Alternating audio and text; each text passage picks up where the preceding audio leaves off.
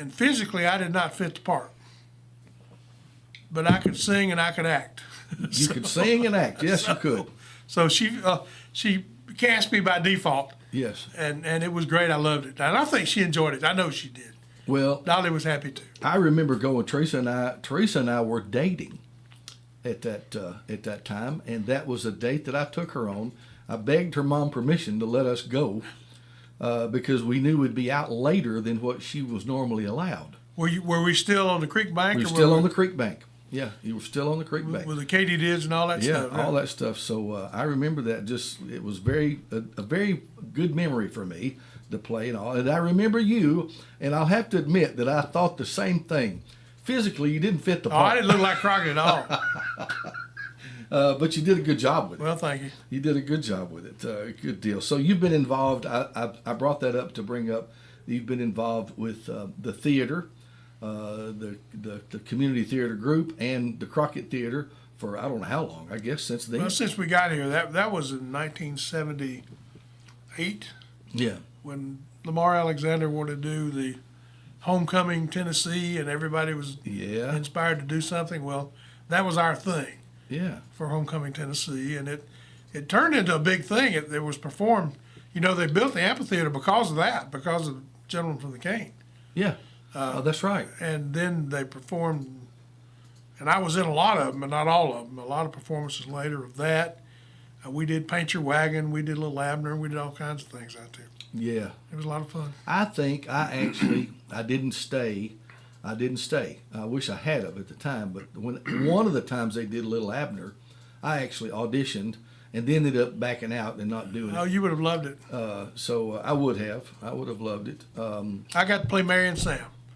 You did? I did, and that's the character I always wanted to play. And Sarah was Daisy Mae, so it was fantastic. That's good. Well, let's back up and talk about your children. When did they come along in life? Well, Sarah was born in 1974. And John Paul was born in 1978. Charlotte remembers, she's the same age as Sarah. That's right. So John Paul was born in 1978. Yeah. Sarah was born in Birmingham because she was conceived while we were still in law school. And so Jerry's doctor was in Birmingham. And after we'd moved back to Lawrenceburg, she commuted, if you will, back to Birmingham. Till finally the doctor made us stop, and we had to stay with friends and sleep on the floor. Because our friends were all like us, they were all dirt poor. But Sarah was born there, St. Vincent's Hospital, and then later John Paul was born here.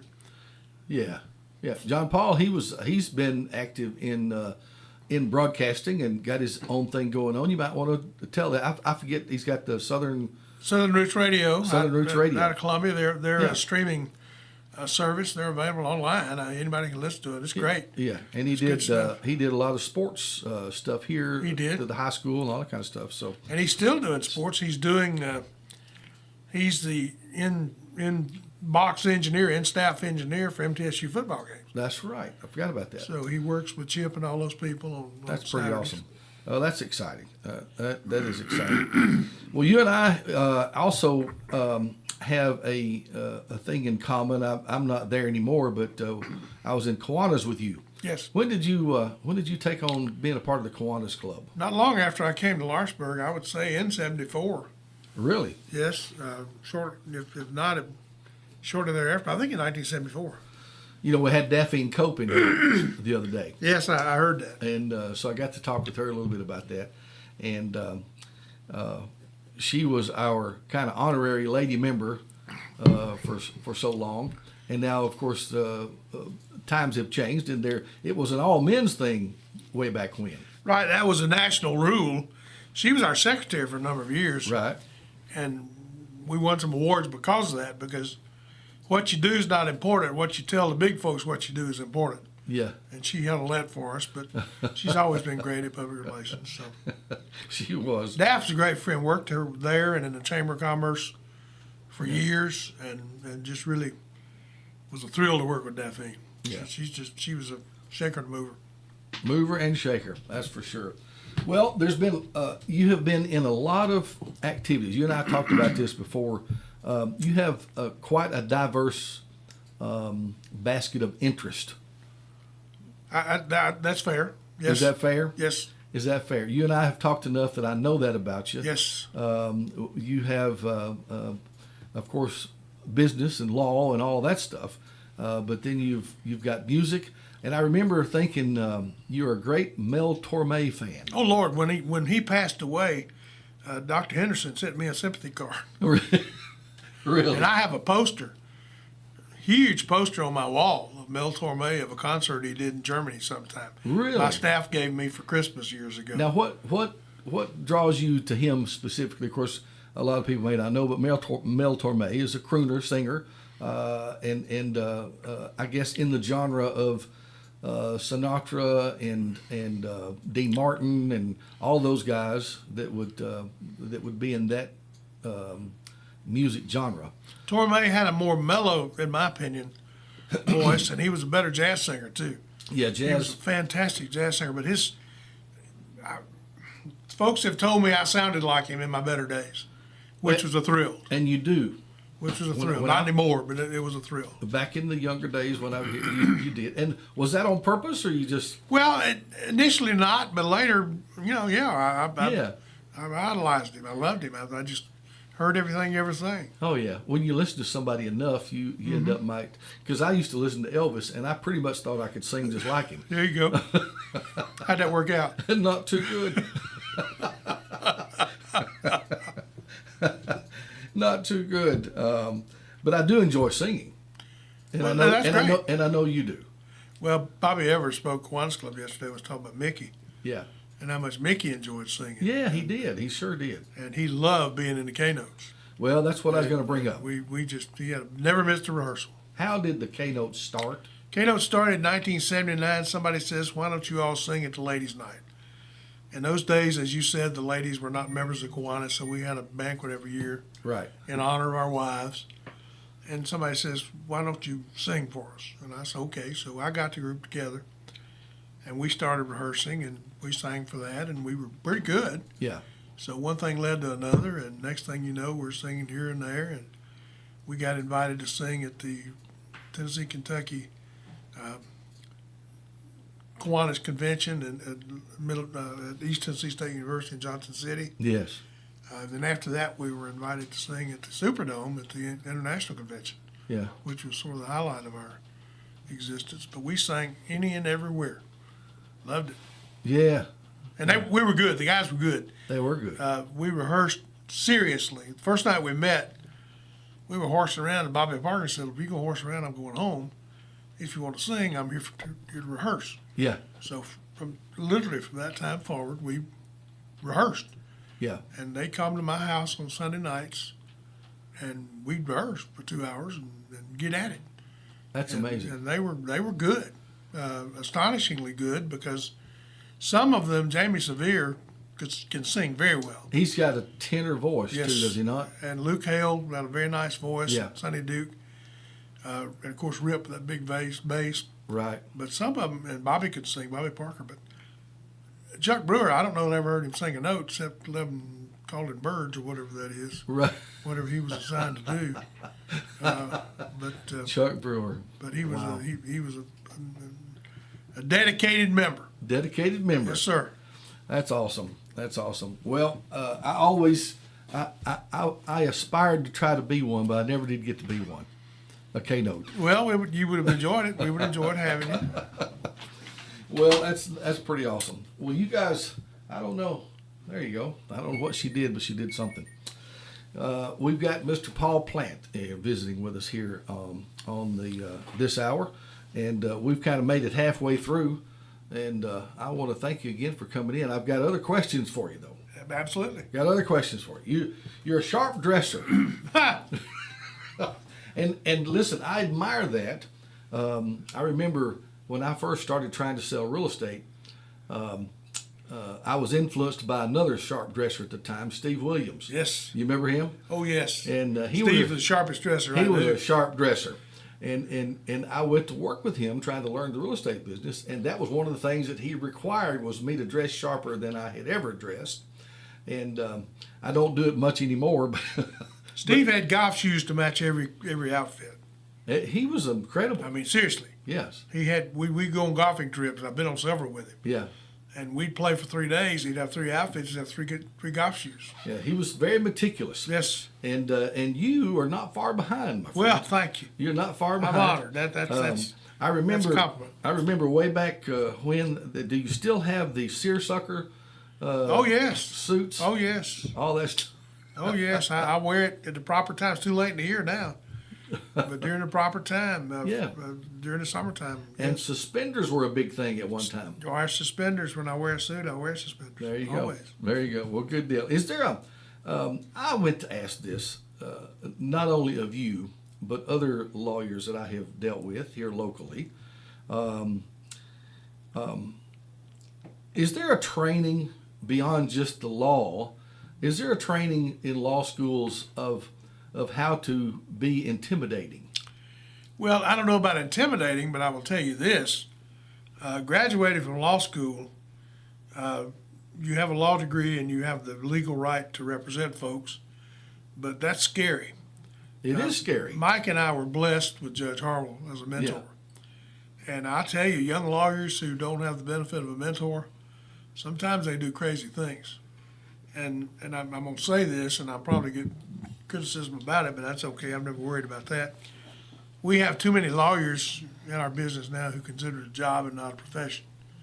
I understand. And they don't treat it I understand. like you want people to treat a profession. Judge Harwell always told us, boys, remember, with your law practice and your law firm, you're given rights and privileges other folks don't have. And that's true. Mm-hmm. Well, you don't necessarily ask for them, you're just given them. He said that goes along with responsibilities. Yes. And you've got a duty to use those influences that you have to give back to the community, and we've always tried to do that. And I've found, I'm a pretty strong believer, and I've found that anything you do good for other folks never costs you anything. Yes, I agree with that.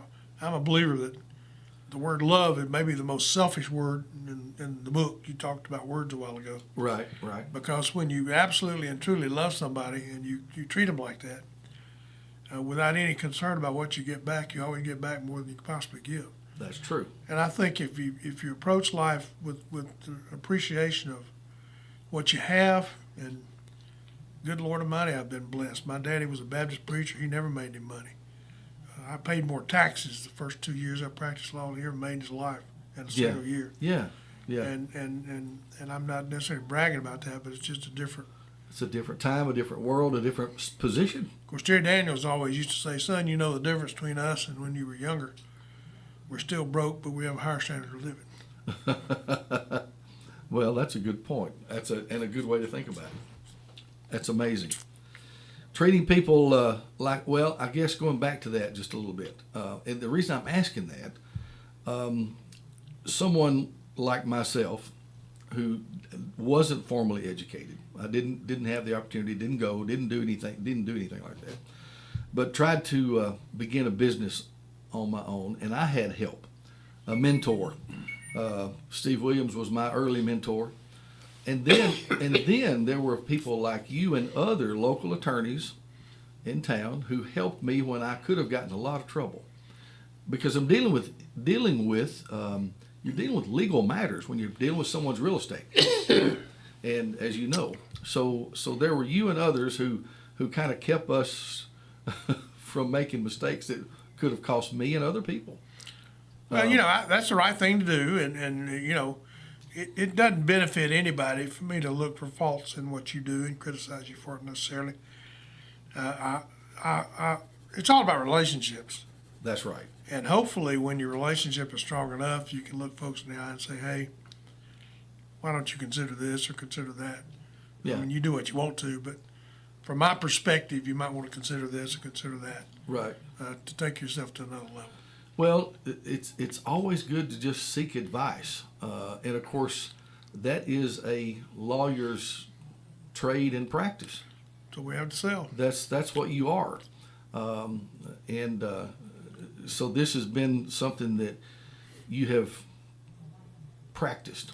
Well, and I still have the honor to do it right now. Ben Bush and Brent McCamey are working with me in my office.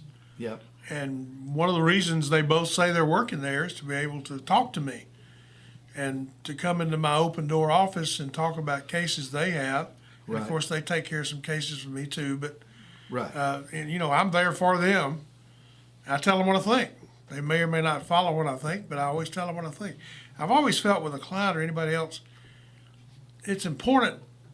I mean, they came to me to know to try to learn what I think about things. Sure. Now, I may be right, I may be wrong, but I'm going to tell you what I think, Yeah. and I'm going to tell you why, and then you can go from there. But I think you deserve that. Well, after a while, you've gained experience Yes, and seen a few things. absolutely. And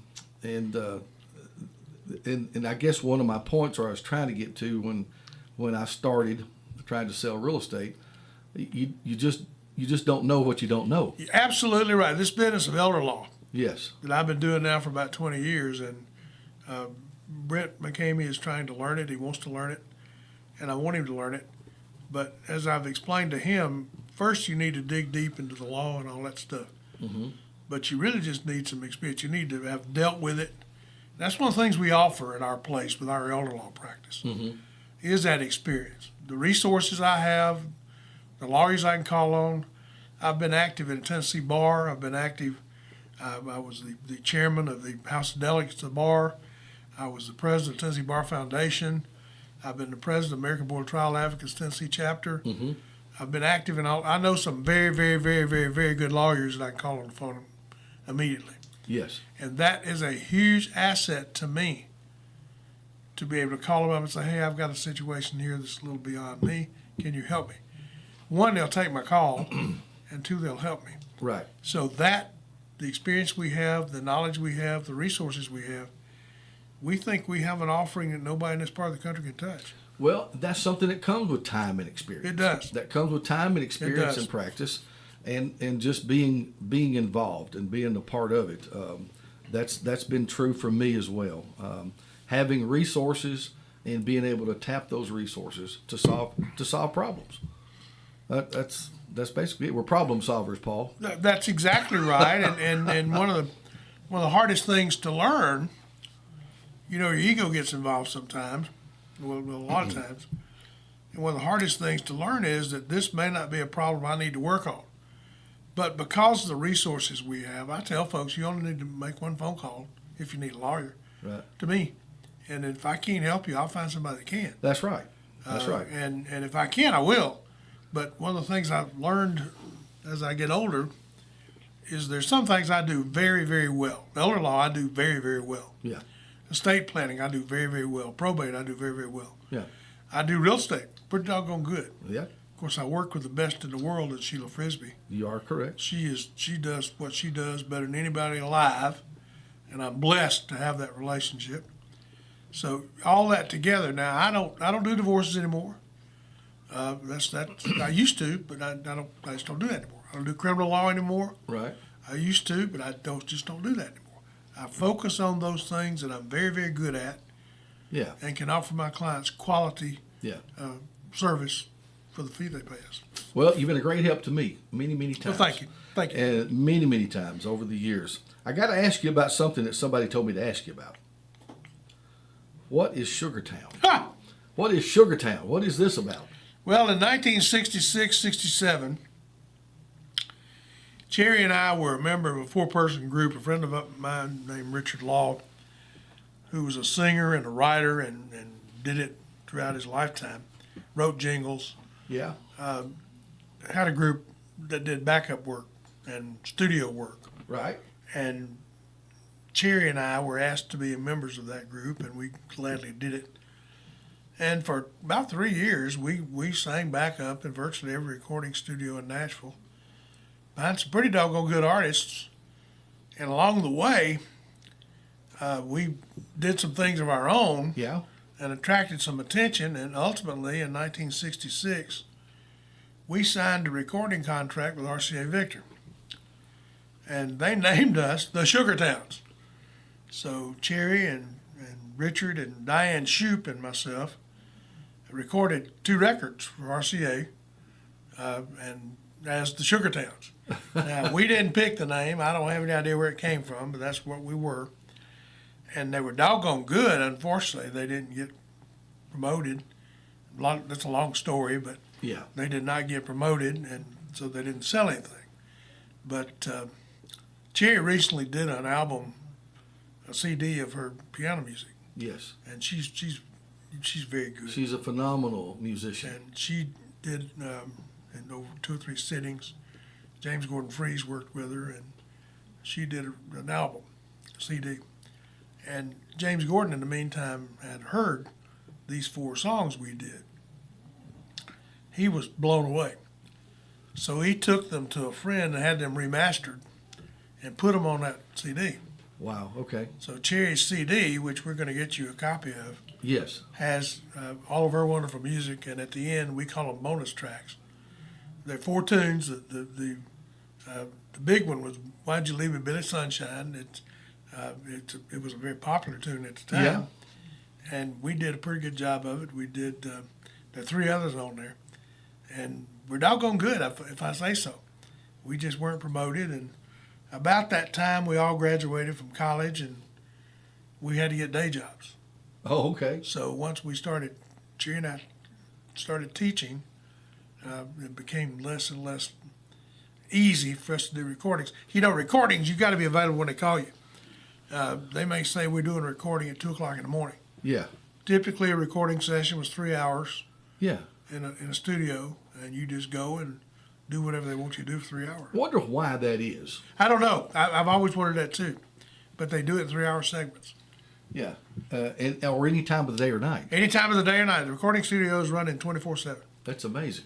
And all that may change now, but that's what it was back then. Back then, yeah. Of course, they don't have music. They have the Nashville type music where they write it out, and I never have understood how they do it. They don't use notes.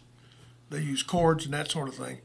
And The Nashville number system. the Nashville number system. Right. And doesn't matter what key you play in, they just switch and do it.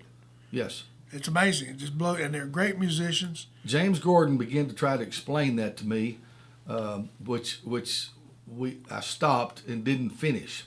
I need to get back to that. I'd like to know more about that. I'm gonna have to ask him to do that for me too, because I really don't know much about it. Yeah, I was taking some bass guitar lessons Yes. from him, and we ended up doing nothing but talking for an hour. But but anyway, he was beginning to show me the Nashville number system and how it worked, and I still don't have my head around it. Well, we talked a minute ago about relationships in the law business. Yes.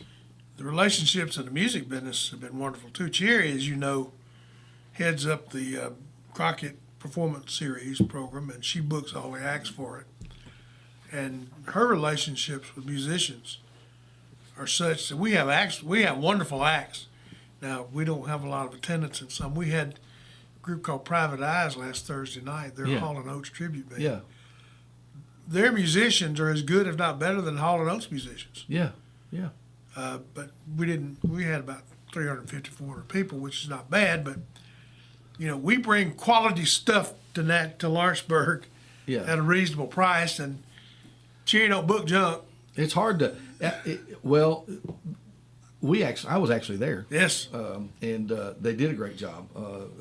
But I'll have to say I would like to see the place filled. Yes. When we have these events. Yes, and we're trying to figure out who we can bring in to fill it. Well, I would like to help with that. Please do. I really, really would. Please do. You will be on the list of folks we call. I wish you would. I thought about it, and I thought, I'd really like to kind of be involved. Well, that'd be with great. That'd be great. We'd love it. this. Be glad to, because I'd love to fill that theater up with not only entertainment, but fill those seats up when entertainment's there. We have 5 shows a year with that program now. It It's can be such a more or great less. venue. And our goal is to have at least one that fills it up, Yeah. even if we can't afford it. I tell you what always did fill it up was Christmas Pops. Well, it did. Yeah, 32 years. 32 years. How did that get started? Cherry and I went to an Andy Williams Christmas concert in Nashville at TPAC. And he did the format very similar to what we did at Christmas Pops. He brought the kids out and all that stuff. Yeah. And on the way home, we talked all the way home and said, we can do that. So the next few days at a Christmas party, I ran into, oh Lord, I've dropped his name. He was president of First National Bank at the time. And I said, Was it Bill Wright? Yes, I ran to Bill Bill Wright. Wright. And I said, I've got an idea. There were 5 banks in town at the time. Yes. I said, I need X dollars to put on a show, and here's my plan. 5 banks, so much each, not much, we can do it. Right. He said, well, you don't talk to anybody else till I get back to you. So he called Jim Parks, and he called me back and says, we want to do the whole thing. Yeah. So we started out with Bill Wright and First National Bank and Jim Parks Yes. doing it. Later on, others joined, Tyler Escrow joined, Yes. and later after First National left, First Farmers got involved. But in any event, they gave us enough money to put on a show. And we always brought in talent, usually from Nashville, quality professional talent. Yes. We always had the children on stage with me and then the K-Notes later on. Right. And we always had a group, anywhere from 50 to 100 local singers. Anybody could come and sing. Right. One of my blessings in life is that I can put together a choir. I can help folks sing together and be good. Yeah. And they were. And we did that, as I say, for 32 years. We had a ton of folks do it. That reminds me of something that it just popped into my head. The First National Bank here did a choir many years ago. Did they not? I don't remember that. I almost positive that they had a choir way back when. Anyway, maybe Martha Jewell was on one of their tellers, Martha Jewell Boston. Yes. Wouldn't surprise me if they had a group, because when we came back to Lawrenceburg, she was the choir director at Coleman. I think they made an album. Well, they may have. I've never heard of that. I think I'm right. My mother worked there. Yeah. My mother worked at First National Bank for many, many, many years. And I don't know if she was a part of that or not, but I remember the Christmas album. They did a Christmas thing. All right. I'd like to see that. I would too. I've forgotten about it. I wonder if anybody else out there knows about that. Anyway. But we did Pops until, to be honest with you, it was Cherry worked at it for months, and it became very, very tough to do because it was always quality, and we had some great performers at Pops. We had the Heritage Children's Chorale.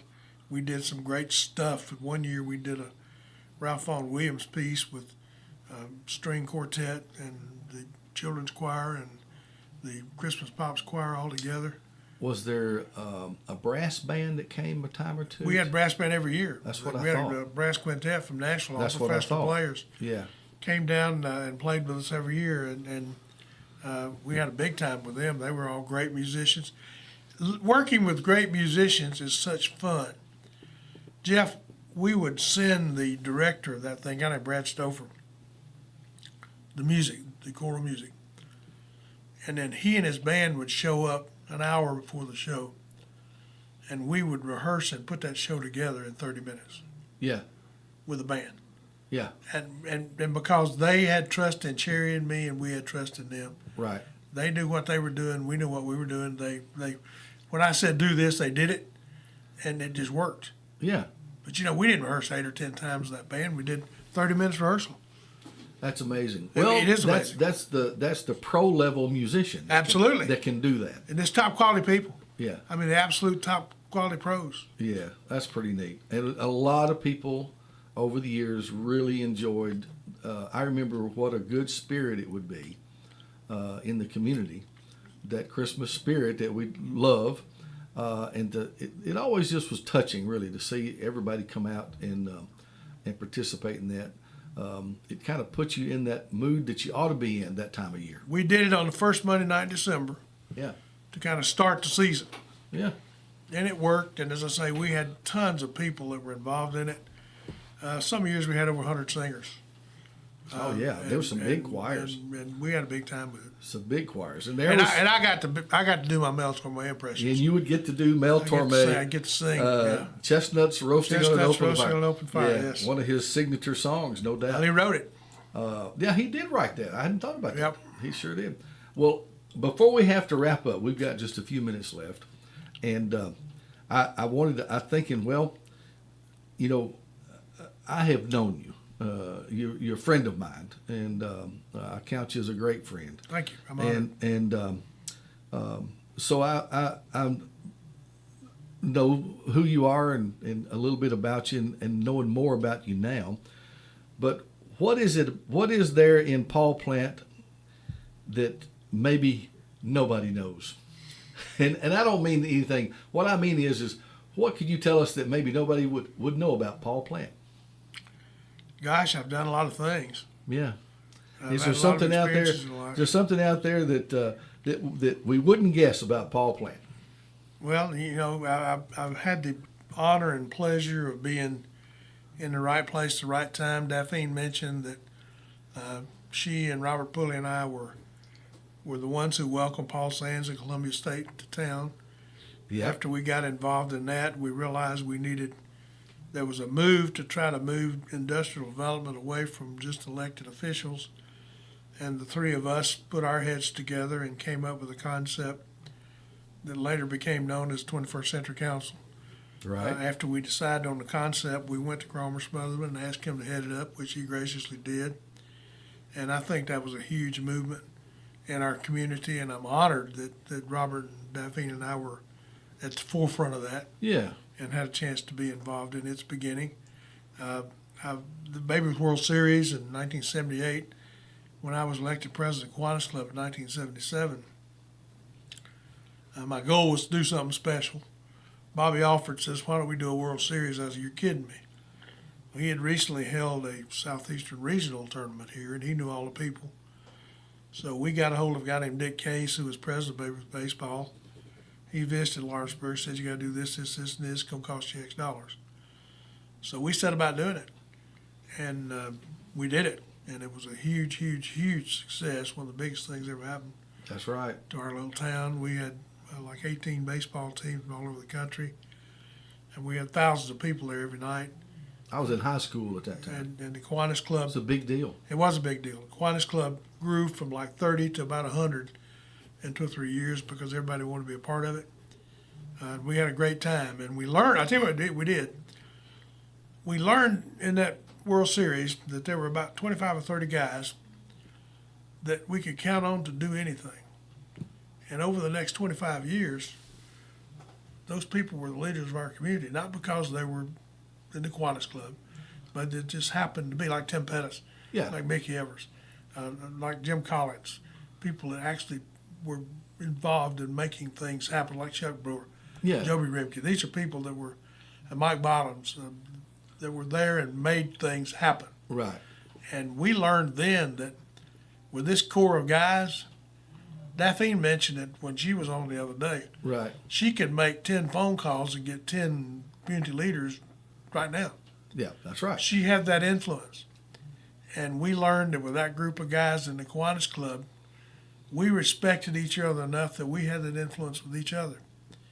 And over the years, I think that hugely benefited our little community. Oh, it did, no doubt, no doubt. We kind of casually throw around the term movers and shakers, but there is some truth to that. People that are busy. Well, there's no question about it. The people that are busy and doing, they're the ones that are making things happen. A lot of us may sit around and complain, why don't we do this? Why don't we do that? Why don't we do the other? Well, then there's those that are doing it. Do it. Those are those that are getting up and doing Just it. get up and do it. That's I mean, right. that Cherry and I, the Lord has blessed me with her. She's such a talented lady, and she keeps me straight, and my kids do too, and I'm blessed with all of them. We need that, don't we, buddy? Yes, we do. But I, as I say, we've had the opportunity, as I say, to be in the right place at the right time. And, you know, one of my buzzes is when you leave this old world, Yeah. if you leave two things, good kids, and the place you lived is better because you were there. Yeah. And that's been our goal. Yeah. And, that's where we're headed. We're hopefully. A good influence, and something to leave behind. A good name, a good influence. I read sometimes C.S. Lewis. Yes, love it. And he's one of his books is called Mere Christianity, which happens to be one of my very favorite books. But in that book, he speaks of Christianity as being a good infection. You don't think about an infection being anything good, but the way he puts that has struck me, and I've kept it. a good infection. And so we want to be that in our community. We want to be a good influence and a good infection, if you will, that kind of takes over. Malcolm Gladwell has written a book called A Tipping Point, which is on a much more secular level, but basically the same thing. Yeah. There's a point in the success of everything that happens good where things tip. Yeah. Remember fax machines. Yeah. Nobody had them, then there became a time where you couldn't do business without them. Yeah. And everything he talks about, shoes and all that sort of stuff. Right. But most things that are successful, the flu, there's a point beyond which it becomes unstoppable. And that good things are that way too. Yeah. And if we get beyond that point, problem today is nobody talks to each other. But that's another story for another. Story. You and I could. Yes. I purposely stayed away from politics because you and I could really talk about that. Oh, yes. Maybe we'll do that on another day. Sounds good to me. Maybe we'll do that on another day. But man, we've got less than a minute left, and I want to thank you for coming in and spending some time with us this morning.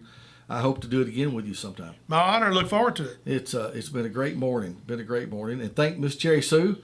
Yes. For my phone's doing crazy things, but anyway, thank her, and I'm looking forward to having the music, the album from her. And I think she's bringing you one. We've got it. I think we'll have that, and so maybe we get it loaded up in our system, and I'll get an opportunity to play some of it. Sounds good. At some point, you'll enjoy it. You got a big day planned today? I work from the house on Wednesdays. Okay. Well, I got you out on a Wednesday. Yeah, so I don't have too much. I do a lot of things, but I don't go in. I've learned if I pace myself and go in Monday, Tuesday, and hit it, and work from home on Wednesday and go in Thursday and Friday and hit it, I do better. Mr. Paul Plant, if you don't know where his office is, well, it's on Mar Avenue. 225 Mar Avenue. 225 Mar Avenue. Thank you. God bless, buddy. Thank you. Appreciate you. Top the Fox News power rankings just out with 60% support among Republicans in a recent Fox News poll. A few of his challengers way back are on the rise. Vivek Ramaswamy moves up to third after Florida Governor Ron DeSantis. Nikki Haley moves up to fourth. The former U.S. ambassador to the UN was critical of President Biden's speech yesterday, telling Fox, China sees us as an enemy. They've been preparing for war with us for years, and that's what you're going to do? You're going to talk about climate change and the fact that they're a competitor? The Chinese had to be